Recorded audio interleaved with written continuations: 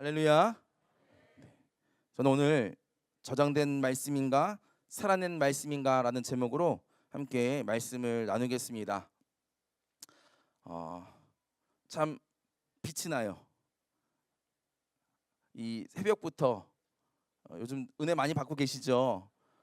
이렇게 은혜를 많이 받는 분들 앞에서 말씀을 전하잖아요. 편해요. 이 평상시에 우리가 은혜의 담비에 적셔져 있으면 어떤 말씀이 또 떨어져도 그 말씀이 열매가 될 줄로 믿습니다. 그래서 좀 피곤하실 수도 있고 또 내일 새벽에 걱정되실 수도 있는데 이 시간에만 집중하실 수 있길 바랍니다. 또 끝나고 일찍 가서 주무시면 돼요. 자, 오늘 제가 한 가지 좀 질문을 드리겠는데요. 요즘 우리 그리스도인들에게 가장 흔한 풍경 중에 하나가 무엇일까요? 특별히 이 시대에 제가 아주 우리가 이제 설교를 듣다 보면 영상으로 이렇게 설교를 듣다 보면 좋은 설교들이나 영상들 또 어떤 메시지들이 있으면 그걸 그냥 가만히 두지 않죠. 이거를 복사를 해서 링크를 복사를 해서 어떻게 해요? 공유를 해요.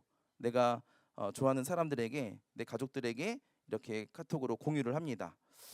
저희 집도 그랬어요. 제 아내가 평소에 이렇게 이 영상으로 말씀을 많이 들었거든요. 그런데 이 말씀을 듣고 나면 그 중에서 은혜를 받았던 말씀들을 이렇게 항상 저에게 링크로 보내주곤 했습니다. 저도 이 아내가 보내준 말씀을 이렇게 들을 때마다 함께 은혜를 받기도 하고 때로는 어떤 신선한 어떤 그 통찰을 얻기도 합니다. 그런데 최근에 제가 제 아내랑 카톡했던 것들 이렇게 보다 보니 요즘 들어서 잘 안 보내는 거예요, 그 링크를. 그래서 아내한테 한번 식사를 하다가 왜 요즘 이렇게 은혜 받은 말씀이 없어? 왜 링크를 안 보내? 라고 질문을 했는데요. 그때 이 아내가 저에게 들려준 대답이 제 가슴을 깊이 찔렀고 그 대답 때문에 또 이 말씀을 준비하게 되었습니다. 이렇게 대답을 하더라고요. 여보, 요즘 내가 내 자신을 보니까 이렇게 두꺼운 목소리를 하진 않았고요. 이제 여보, 못 따라하겠어요. 어쨌든 이제 제 목소리로 하겠습니다. 여보, 요즘 내가 내 자신을 보니까 좋은 말씀을 자꾸 찾아 들으면서 귀만 한없이 높아져 있더라고요.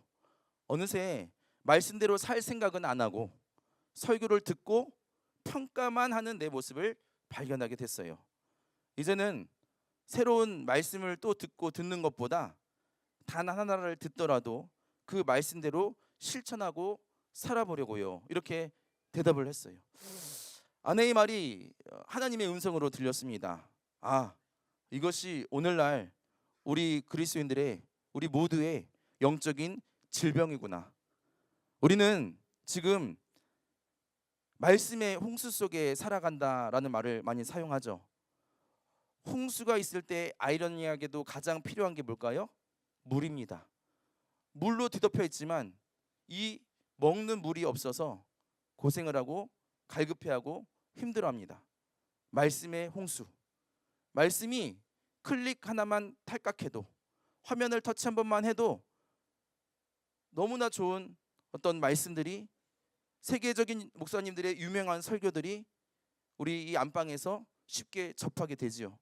그러나 역설적이게도 우리의 삶은 계속 갈급해하고 목말라하고 또 아무리 좋은 말씀을 많이 들었다 해도 우리의 삶이 변화되지 않았다라는 거예요.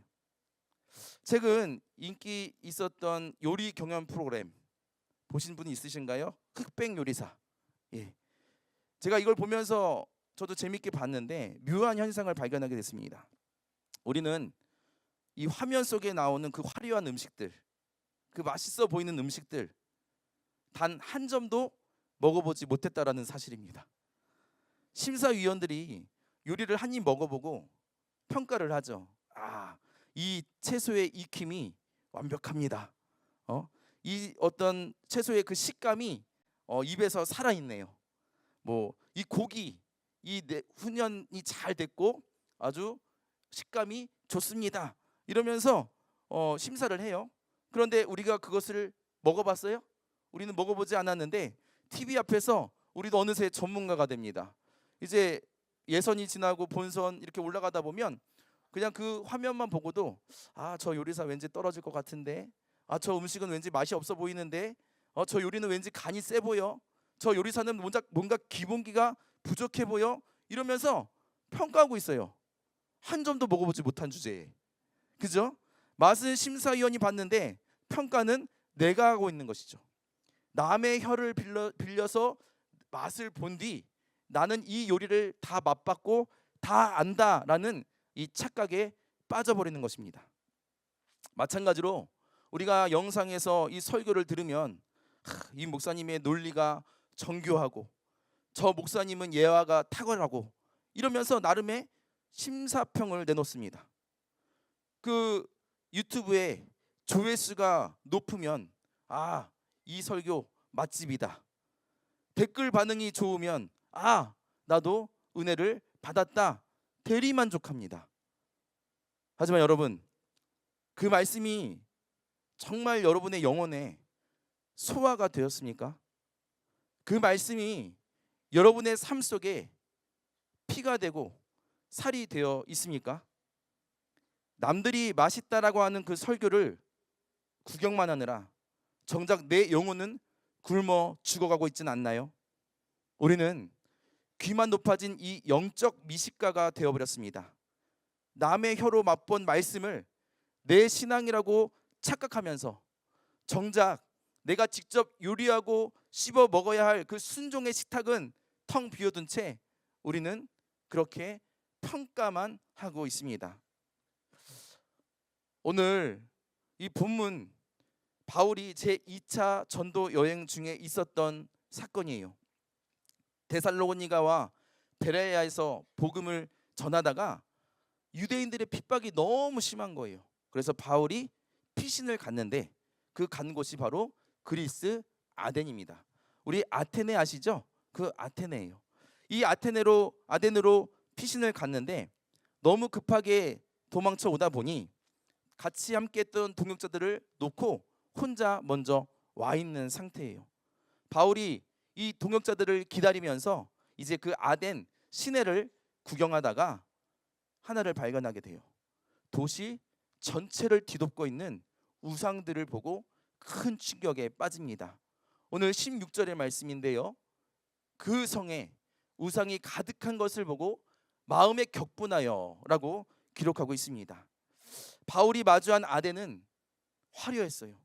거리마다 제우스와 헤르메스, 우리가 참 한 번씩은 들어봤던 그 그리스의 신상들이, 그 멋진 조각상들이 가득했습니다. 아덴 사람들은 그 화려한 신상 사이를 거닐면서 우리는 참 이 신들 사이를 거닐고 있으니까 우리는 경건하다, 우리는 아주 문화적이다, 이렇게 자부를 합니다. 그 많은 신들을 모시고 혹시라도 자신들이 이름을 몰라서 빠뜨린 신이 있으면 어떡하나 걱정해서 알지 못하는 신에게라고 적은 예비 제단까지 만들어서 거기다 두어요. 수많은 신이 있음에도 불구하고 혹시나 빼먹었을까 봐 그 알지 못하는 신에게. 그래서 이러한 사람들과 이제 바울이 격분했다라는 말을 썼잖아요. 지금 의분이 일어난 거예요. 너무 답답한 거예요. 속상한 거예요. 그래서 이제 변론하기 시작합니다. 17절인데요. 회당에서는 유대인과 경건한 사람들과 또 장터에서는 날마다 만나는 사람들과 변론하니. 여기에서 장터라고 기록되어져 있는데 우리가 흔히 생각하는 그 5일장 하는 11장 하는 그런 어떤 시골 장터가 아니에요. 이 원어를 보면 아고라라고 기록되어져 있는데 이 그리스의 이 아고라는 물건만 사고 파는, 물건만 오고 가는 것이 아니라 이 생각과 지식들이 오고 가고 철학들이 충돌하고 인생의 의미를 논하던 지식의 광장이 바로 이 장터, 이 아고라 광장이었어요. 이 아덴은 우리가 잘 알고 있는, 한 번쯤은 들어본 그 철학자들, 소크라테스 같은 유명한 철학자들이 길거리에 가다가 사람들을 붙잡고 질문을 던지고 진리를 탐구하던 것이 바로 그 장터 아고라예요. 당시 아덴 시민들은 공적인 장소에서 자신의 의견을 말하는 것을 권리이자 의무로 알았습니다. 오히려 아무 말도 안 하고 있는, 침묵하고 있는 사람들을 저 무능한 사람들이라고 여길 정도로 이 사람들은 말과 말이 끊임이 없었다라는 거예요. 그래서 바울이 여기서 변론했다라는 말도 어색한 장면이 아니었어요. 바울이 아고라에 모여 있는 사람들과 변론한 것은 전혀 낯설지 않은 익숙한 풍경이었습니다. 이방인, 외국인이 왔는데, 저 유대인이 왔는데 저 사람이 뭔가 막 시장에서 떠들고 있는 것, 그것에 대해서 어색해하지 않아요. 그래서 이 사람들은 얼만큼 이렇게 말하는 것을, 듣는 것을 좋아했는지 21절에 이렇게 기록되어져 있습니다. 제가 세 번역으로 읽어드릴게요. 모든 아덴 사람과 거기에 살고 있는 외국 사람들, 무엇이나 새로운 것을 말하고 듣는 일로만 세월을 보내는 사람들이었다. 이 사람들의 특징이에요. 이 문화의 특징입니다. 그러니까 아덴은 이 새로운 것에 중독된 사람들이에요. 그들은 그들에게 이 토론이라는 것은 진리를 찾는 과정이기도 했지만 일종의 유흥, 오락이라고 생각하시면 됩니다. 마치 우리가 오늘날 유행하는 것들, 새로운 것들, 신상 이런 것들을 찾듯이 이 사람들에게는 이 새로운 철학이 이들의 유흥이고 낙이었어요. 새로운 거 좋아하시죠? 신상, 봄 신상, 여름 신상, 옷들 나오고 가방 나오면 막 사고 싶어 하잖아요. 이 사람들은 이 새로운 철학에 대한, 새로운 지식에 대한 그 신상을 항상 갈급해하고 있던 사람들입니다. 그런데 이렇게 요즘 새로 나온 철학이 뭐야 이렇게 궁금해하고 있는 그때에 저 광장 한 곳에서 이 바울이 복음을 전합니다. 그러니까 이 사람들이 한 유대인이 등장했는데 그 사람이 새로운 신에 대해서 이야기를 한다. 뭐지? 궁금하다. 이러면서 지적 자극이 생긴 거예요. 그래서 그들은 영적인 진리를 추구한 것 같지만 사실은 이 지적인 도파민, 요즘 말하는 그 어떤 즐기는 거에 대한 것만 집중하고 있던 사람들이에요. 이런 문화와 이런 사람들이 모인 곳에서 예수 그리스도의 부활을 선포합니다. 바울이 전하는 이야기가 이 아덴 사람들에게는 워낙에 처음 들어보는 거예요. 생경하죠.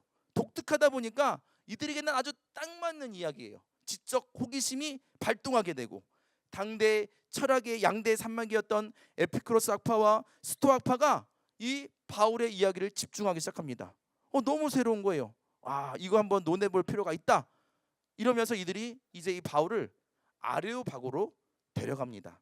여기서 아레오바고는 당대 이 최고의 똑똑했던 사람들이 모여서 누가 더 새로운 논리를 가졌나, 누가 더 똑똑한가, 누구의 신이 더 대단한가, 이런 것들을 겨루던 장소가 바로 이 아레오바고예요.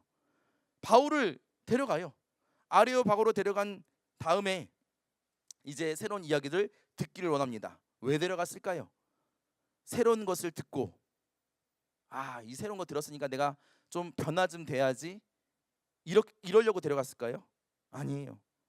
이제 저 사람이 이야기하는 거 들어보고 이 아레오바고에서 평가하고 판단하고 또 그저 직적인 어떤 충족을 채우고 나만의 만족을 위한 들음의 시간을 위해서 바울을 그 아레오바고로 데려간 거예요. 이러한 배경 속에 있는 그들에게 바울이 말씀을 시작합니다. 22절입니다. 함께 읽어볼까요? 시작. 바울이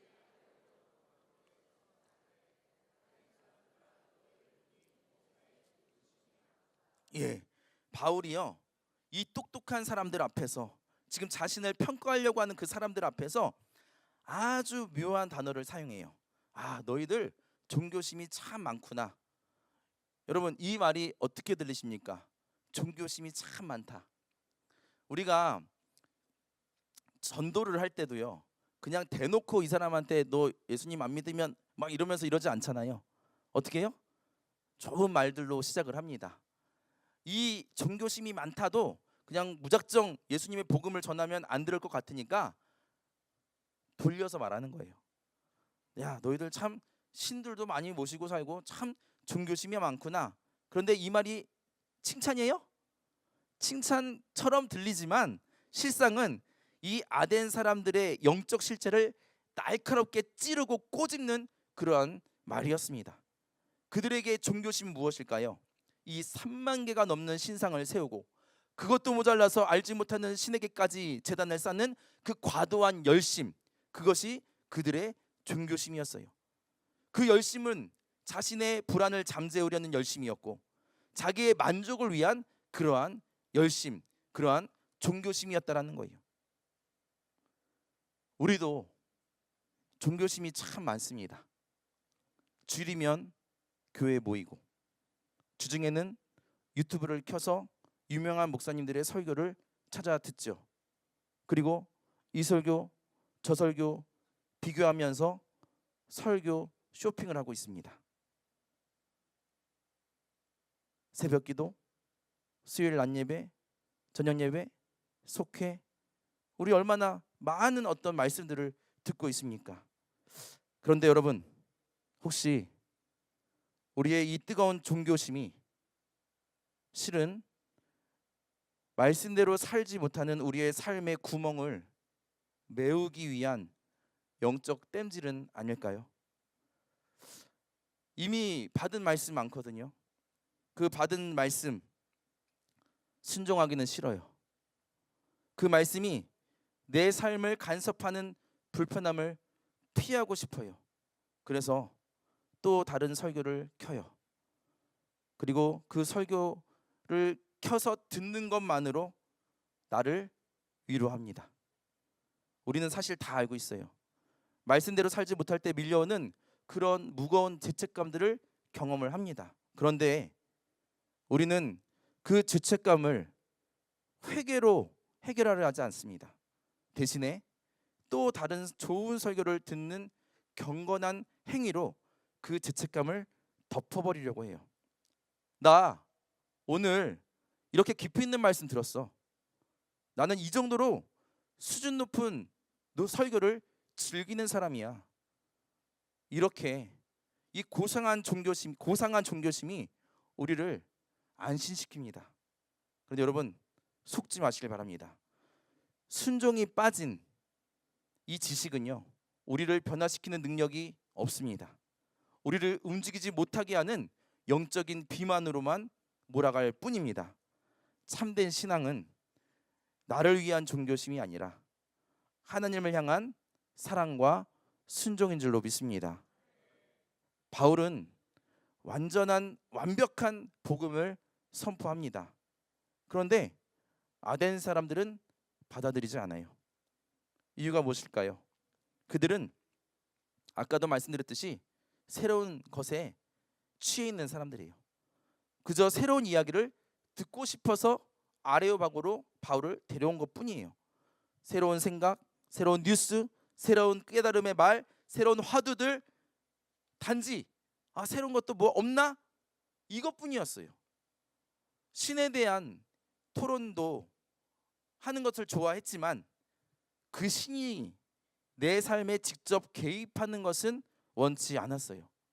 그들에게 있어서 신이라는 존재는 멋진 나의 논리로 분석해보고 또 해부해보고 해체하는 그 취미의 대상이어야만 합니다. 만약 그 신이 진짜 살아서 나의 삶을 간섭하고 내 가치관을 뒤집어 놓으려고 한다? 내 삶의 주인이 되겠다라고 한다?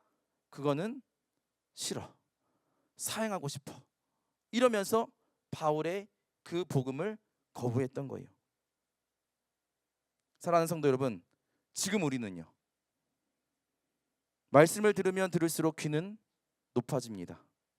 더 세련된 논리, 더 감각적인 위로를 찾아 헤매고 있어요.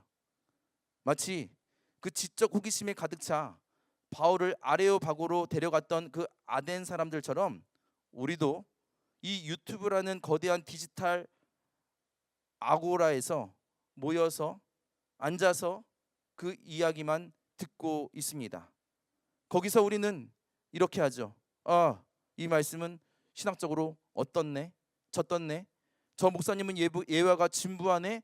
라고 평가는 하지만 정작 그 말씀이라는 거울 앞에 내 부끄러운 삶을 정직하게 비추어 보려고 하지는 않는다는 거예요.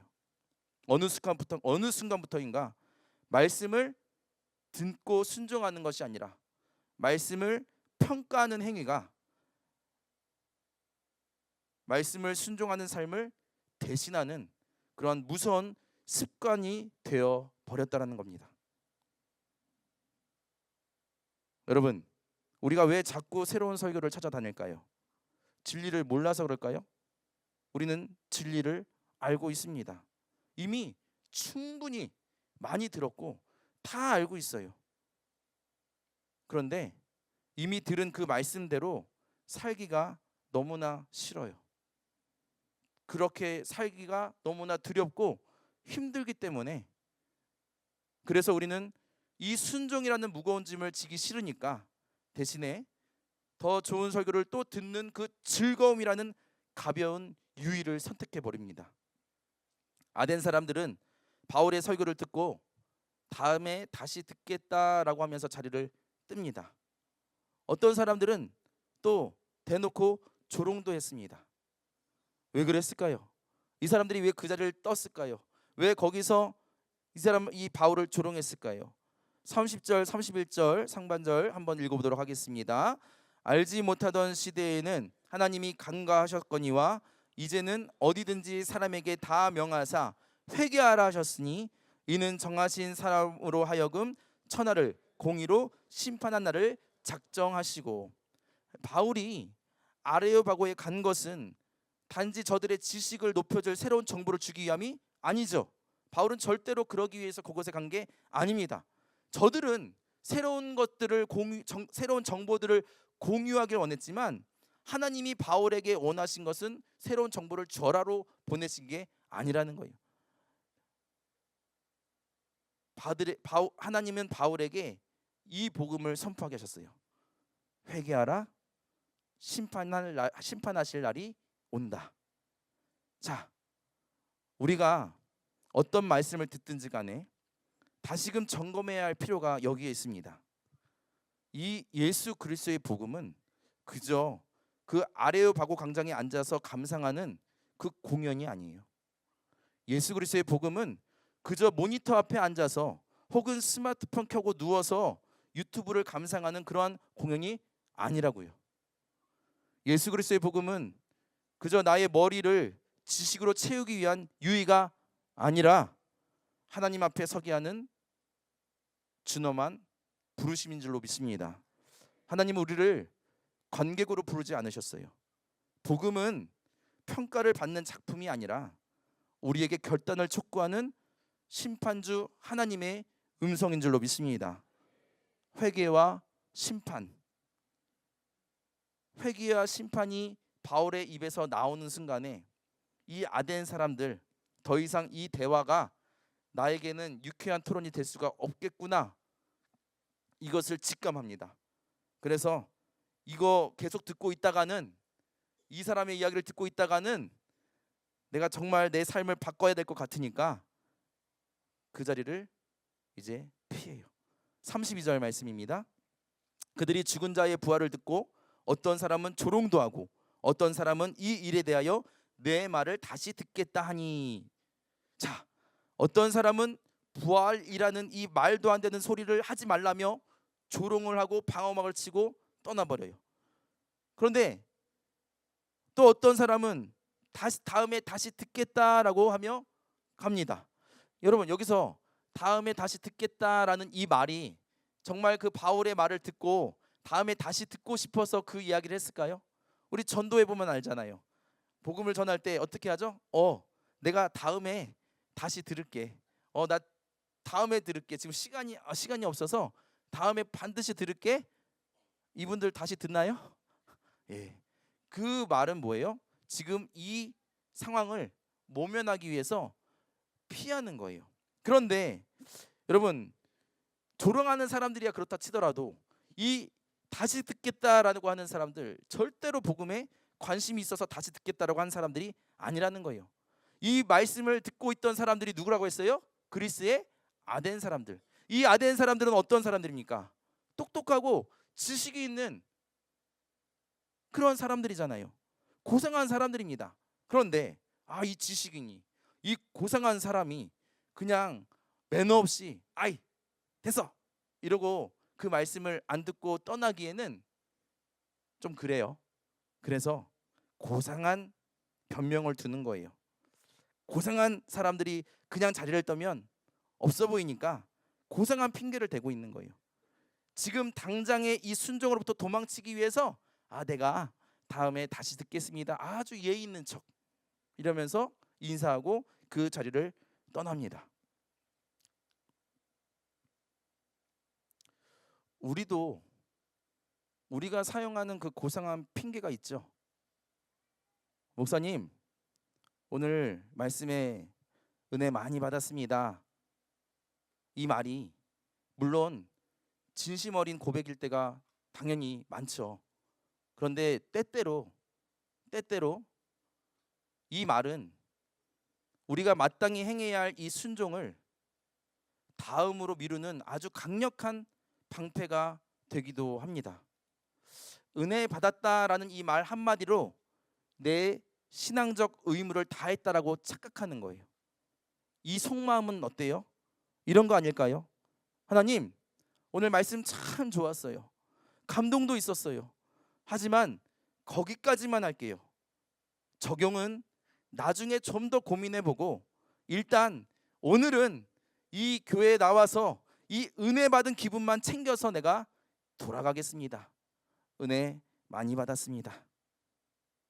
여러분, 이것은 은혜를 받은 것이 아니라 은혜를 소비하는 거예요.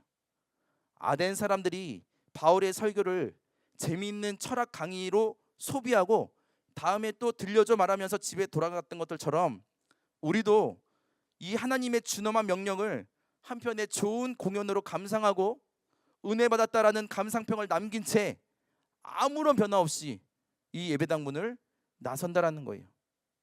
순종 없이 은혜 받았습니다.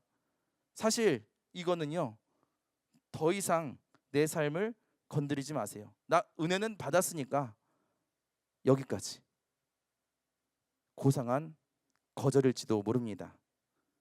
우리는 은혜의 감동을 누리고 싶어 하지만 그 은혜가 요구하는 삶의 대가는 절대로 지불하려 하지 않아요. 그래서 오늘날도 우리는 현대의 아레오바고인 이 화면 앞에 앉아서 내 삶을 찌르는 그 불편한 진리 대신에 내 귀를 다독여줄 달콤한 컨텐츠를 쇼핑하면서 난 오늘 이 시간 한 시간을 투자해서 경건하게 살았다, 이런 영적인 착각을 이어가고 있다라는 거죠. 이렇게 모든 사람들이 그 자리를 피하고 있을 때에 그 중에 바울을 따라 나선 몇 사람이 있었습니다. 이 34절입니다. 함께 읽겠습니다.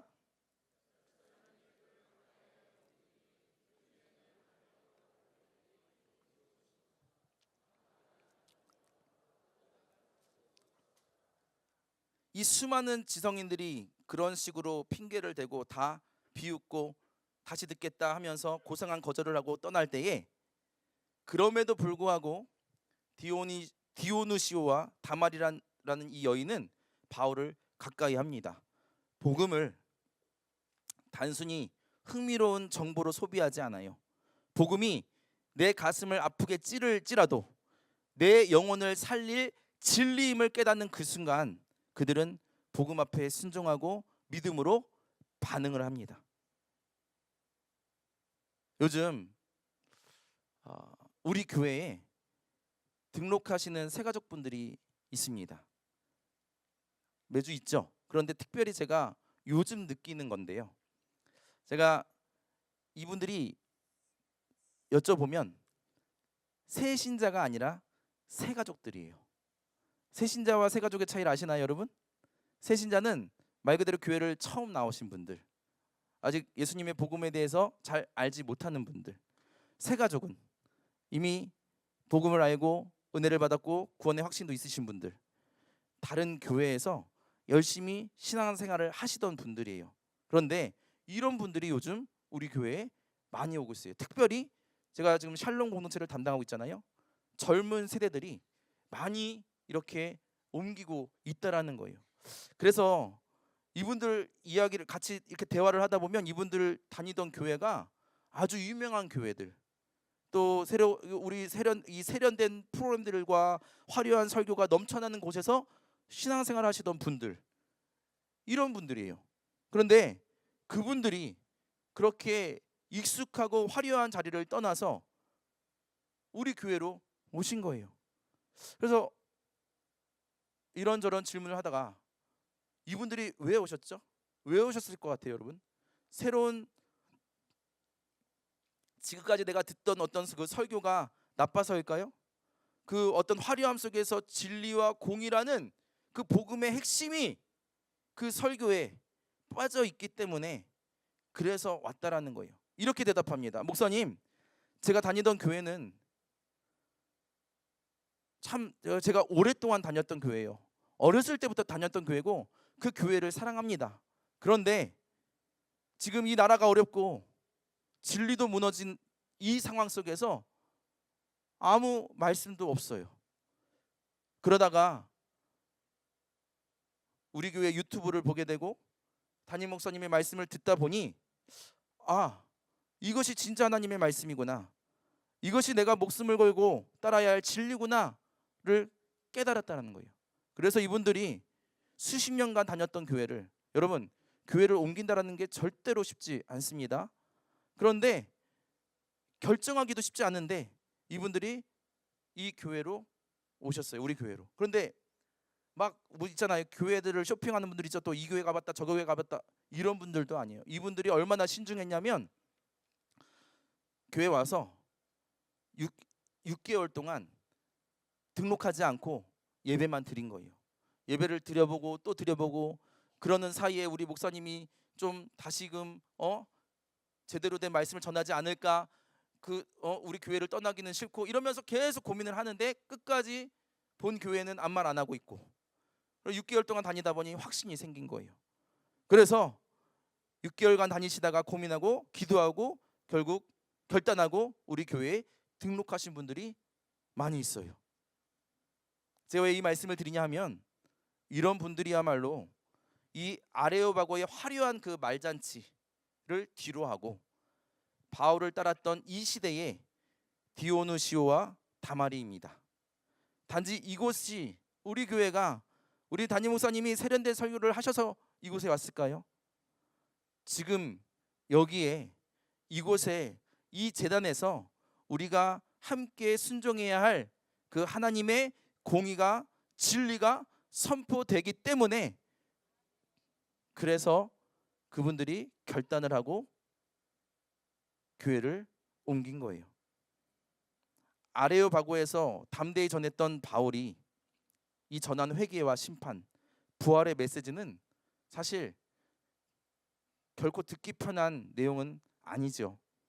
듣는 사람들의 가치관을 뒤집고 삶의 기반을 흔들어 놓는 가장 극단적이고 날카로운 선포였습니다. 오늘날 많은 이들이 이렇게 말하죠. 꼭 그렇게 단위에서 극단적인 말씀을 전해야 합니까? 좀 더 부드럽고 보편적인 위로를 전할 수는 없습니까? 그러나 여러분, 복음은 본래 안주하는 자들을 흔듭니다. 복음은 잠든 자들을 깨우는 거예요. 복음은 시대의 어둠 앞에 하나님의 통치를 선언하는 강력한 힘인 줄로 믿습니다. 우리 사랑하는 금란의 성도 여러분, 이제 엉뚱한 광장을 기웃거리며 영적인 허기를 달래려고 하지 마십시오. 여러분의 스마트폰 보관함에 저장된 그 수많은 설교 링크들 중에 단 하나라도 여러분의 손과 발을 움직여 회개의 자리로 이끈 그러한 말씀들이 있으십니까? 수만 개의 정보보다 더 중요한 것은요, 내 영혼을 뒤흔드는 단 하나의 진리를 듣는 것입니다. 그리고 그 말씀을 감상이 아닌, 유의가 아닌 순종으로 받는 것인 줄로 믿습니다. 아덴의 사람들은 이 아레오바고 언덕에 앉아서 세상의 모든 지식을 다 가진 것처럼 아는 것처럼 행동을 했죠. 하지만 그 화려한 지식들은 그들의 우상을 걷어내지도 못했고 마지막에 다가올 심판을 막아내지도 못했습니다. 오늘날 우리의 모습은 어떻습니까? 나라가 교회를 핍박하고 진리가 무너지는 이 엄중한 시국에 우리는 여전히 유튜브라는 안전한 그 광장에 앉아서 내 마음에 드는 설교만 골라서 들으면서 시간을 보내고 있지는 않습니까? 진짜 말씀은 우리를 안심시키는 것이 아니라 우리를 기도의 자리로, 회개의 현장으로, 그리고 공의를 선포하는 십자가의 길로 밀어넣는 것이 진짜 말씀인 줄로 믿습니다. 이제 말씀을 저장하는 습관을 버리시고 말씀을 살아내는 그런 결단을 할 수 있는 우리 성도들이 되기를 간절히 소망합니다. 스마트폰에 저장된 말씀이 아니라 여러분의 일상에서 삶으로 살아낸 말씀의 증거로서 이 하나님을 기쁘시게 하는 그런 저와 여러분이 되기를 간절히 축원합니다.